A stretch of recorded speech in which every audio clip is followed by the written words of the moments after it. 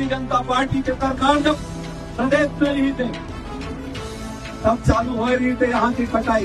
केंद्र में तब कांग्रेस के सरकार रही थे तब चालू हो रही थे यहाँ की कटाई, तब चालू हो रही थे यहाँ के खदान। वो टाइम हम आंदोलन करते हैं। एक मतलब ये है एक सिक्का के दो पहलू हैं, चाहे चित कर लो चाहे पट कर लो, है वो एक सिक्का। वो सिक्का फिर पीछे के काम होगा। ये उद्योगपति मन के, ये उद्योग घराना मन के, ये मन हमारे मन के सौदा कर रहे हो पर पार्टी कर रहे।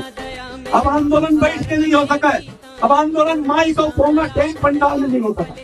छत्तीसगढ़ या क्रांति देना जोरदार लड़ाई लड़ी, 10 साल से यहाँ के जल जंगल जमीन की लड़ाई लड़ता हुआ। आओ जुड़ाओ, ये पार्टी में जुड़ाओ, छत्तीसगढ़ या क्रांति सेना में, और लड़ाओ, चुनाव लड़ाओ। आज से एक एक चौखट में जाके बताना शुरू कर दो, टिकट हम देवों।